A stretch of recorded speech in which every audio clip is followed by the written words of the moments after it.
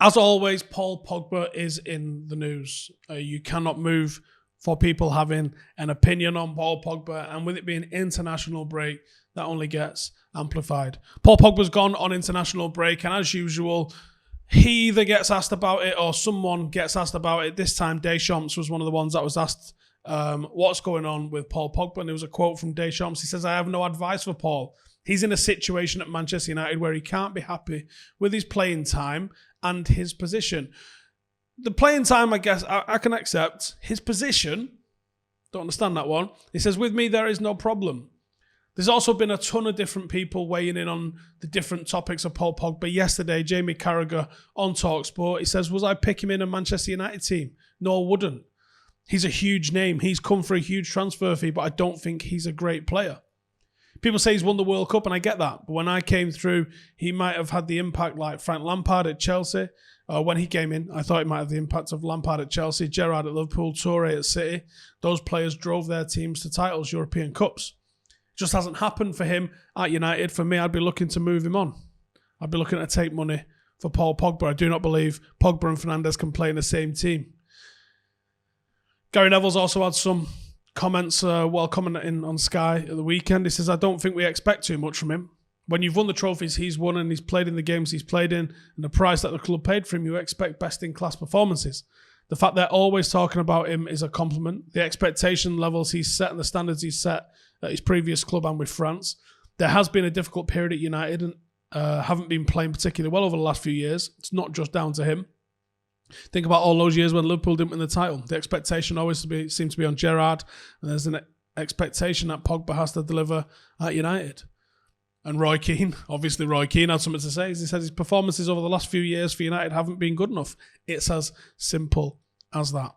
Well, is it as simple as that? I agree with the general gist of all of those guys, including Deschamps. His situation at United, he can't be happy with his playing time, and I would agree with that. Since Solskjaer came in, we saw a midfield three of Herrera, Matic and Paul Pogba, and that was arguably the best football we saw under Ole Gunnar Solskjaer. Then Pogba was injured. We bring in Bruno Fernandes, and United start to play some of our best football before the wheels kind of came off and the squad seemed to fall apart. But everything was going through Fernandes. And you look at the numbers Fernandes has got now, his goal and assist involvement, even without the penalties, his goal and assist involvement is phenomenal. Now, he's a different position.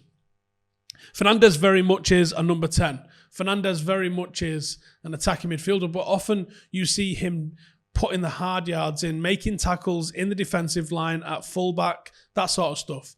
Fernandes is a hard-working player. He gets across the pitch. Where does Paul Pogba fit into a team with Fernandes? When they first came, I thought that you might be able to see Fernandes and Pogba line up a little bit like Silva and De Bruyne kind of did for Manchester City. It was very effective for them. If you've got a world-class number 6, you can have two slightly more attacking central midfielders. Solskjaer latterly seems to have found a lot of success using Matic and Fred. I don't think anybody can look at McTominay and Fred. I don't think anyone can look at McTominay and Fred and go, they are better footballers than Paul Pogba. Nobody. But you also are not going to keep hold of a Paul Pogba if Paul Pogba isn't playing week in, week out. His ego, his reputation, his worldwide following isn't going to allow that to happen. His agent certainly isn't going to allow that to happen. So United are coming to a very crucial time, I believe, with Paul Pogba at this football club. I wonder if Donny van der Beek was brought in to eventually potentially replace him. Was Bruno brought in eventually to replace Paul Pogba? Did we anticipate he would have gone in the summer just past? That's why we brought in Fernandes earlier. Is that why there was talk the summer before we signed Bruno, of us signing Bruno, but we never managed to sell Paul Pogba? Did we already replace Paul Pogba in the squad with Bruno Fernandes, and is that why he cannot get into the team? Now, like I said a second ago, I firmly believe you could play both of these guys together and you could have a phenomenal midfield.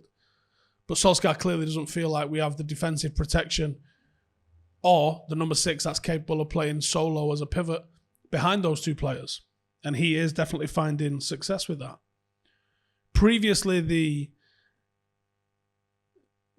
the defenders of Paul Pogba, the ones that are the he can never do no wrong kind of crew, they would say things like, look at the players that he's playing with. This is a player that wants to win the league. This is a player that wants to be challenging for trophies, and I get that. And he's a wonderfully gifted footballer, and he should be doing that. But when you look at the impact Bruno alone had into this football club when he arrived, he didn't come in and say, and you can say Bruno hasn't won the World Cup, Bruno didn't have the reputation or the transfer fee, that's correct. But why does that excuse Paul Pogba from not doing the same? Bruno came in, he lifted the club on his shoulder, and he said, check this out. You can count on one hand maybe the unbelievable Paul Pogba performances. And there's been some genuinely unbelievable ones. And I'm not someone that'll sit here and tell you that there hasn't been some wonderful Paul Pogba performances. Consistency seems to be the issue with him. It's not necessarily something that you've been able to throw at Bruno or even some of the other players in the squad. But it's more than that. My personal issue with Paul Pogba, if I've got one, and I don't really think I've got one, my issue is I'm bored of the circus. I can't excuse what his brother says, what his agent says, and I guess to a certain extent what Didier Deschamps comes out and says. None of these people say anything about Paul Pogba without the briefing, the authority, or the permission from Paul Pogba to say something. Deschamps maybe not so much. Obviously, he's an international manager, and he's certainly not, Paul Pogba isn't his client. He's just his manager. But his brother and his agent, the stuff that these guys come out and say, the stuff that Paul Pogba himself has come out and said, maybe it's time for a new challenge. Those sorts of things, they're not acceptable. They're not acceptable for a club like Manchester United. They're not acceptable for a player that I don't think has lived up to the challenge and lived up to his billing. When we signed Paul Pogba for a world record fee, I thought, oh my God, here we go. Now, I thought he was very underrated and has probably been underrated in a Manchester United shirt because most people will tell you that he's just plain shit. He's not been shit. Not once has he been shit. He's just not hit the heights that we expected. In his first season, I remember going through all of the stats. He had some phenomenal defensive stats. He had some phenomenal attacking stats. But he didn't really pass the eye test. And a lot of that is he's got a bit of a language style. He's a bit of a Berbatov about the way he plays. Sometimes he dwells on the ball. But he was our most creative player. And prior to Bruno coming, he's been our most creative player. Now, he's perhaps not scored enough goals. You've got tits like Matt Letizia coming out and saying that he doesn't score enough goals. Well, I'm sorry, mate. If you're judging central midfielders on goals alone, you've missed the point. In his first season, he scored 9 and got 6 assists. It was a decent return. Maybe not the sort of return you're expecting for a world record signing, but it was decent. In his second season, he only played 27 games, but he scored 6 goals. It's a good ratio. 12 assists, great ratio.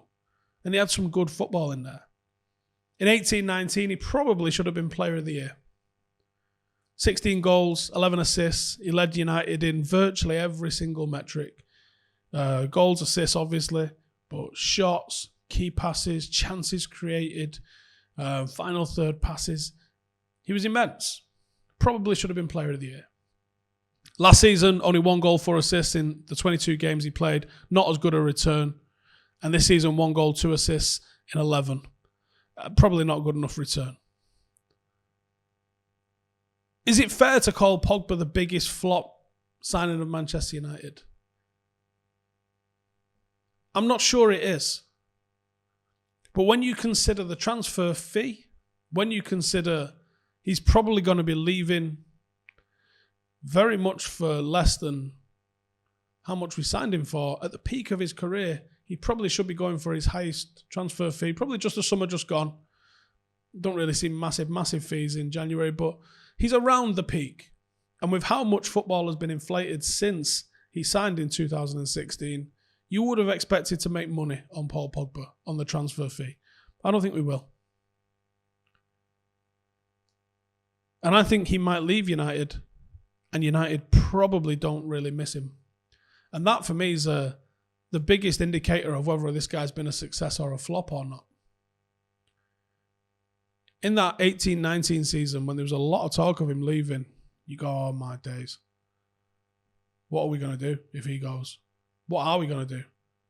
There's some of that, all the Bruno talk started really coming up. Nobody paid the fee, but I think Pogba would have gone. 27 goal involvements. That's going to be hard to replicate from midfield. I don't see, like Jamie Carragher says, and far be it from me to agree with him, where does he get picked in the United side at the moment? I don't think you can point to any of his performances that he's had in a United shirt this season and say that on the back of that performance, he deserves to start the next game. Not one. And for all that argument of he's playing with poor players, as we've already said, Bruno came in and didn't affect him. And when you look at, right, he obviously isn't ever going to go down as a United legend. But I've seen the leadership in Paul Pogba when he's playing for France, and I don't see that when he plays for United. And it's probably not fair to compare him to the likes of Rooney, to the likes of Robson, to the likes of Keane. But they were never given these excuses. They just kind of got on with it in the manner that Bruno was getting on with it. And as Jamie Carragher said, where was the impact like Lampard at Chelsea? Because he's easily as good a footballer as any of these, as Toure, as Gerrard, as Lampard. But we don't see that performance on a consistent basis. When he came from Juventus, he was surrounded by a good midfield, that's true. Pirlo, Marquisio, Vidal. It's a hell of a midfield. But he stood out in that midfield. He stood out in that midfield because he was given freedom. And it's no different to the kind of freedom that Bruno Fernandes is kind of given at United. But you don't see the same level of performance. When Pogba simplifies his game, there's few that can touch him. Physically, he's a monster. He's tall. He's not bad in the air. His footwork is immense. His vision is fantastic. You know, some of my favourite moments under the post-Fergie United have been Paul Pogba moments. He's opened up defences. He's played like the Chelsea game at the start of last season. Where's that guy on a consistent basis? And ultimately, yeah, he's playing in a team that has stuttered. And a team hasn't been consistent. But there's been good individual consistent performances within that team despite the team not being fully consistent. I'm reluctant to call him the biggest flop. But I also couldn't tell you who was definitely more of a flop. And when you consider we're probably going to lose money on him, and we're coming to a head with, there has to be a decision to be made. Paul Pogba's now in the final year of his contract at United. There's the option to extend it by a year, which I think will probably be exercised. But what happens next? You either sell him, allow him to run his contract down, or if you want to keep him, you're going to have to give him world record cash. A serious amount of money. World record money. And all I'll say is, do you think he's worth it?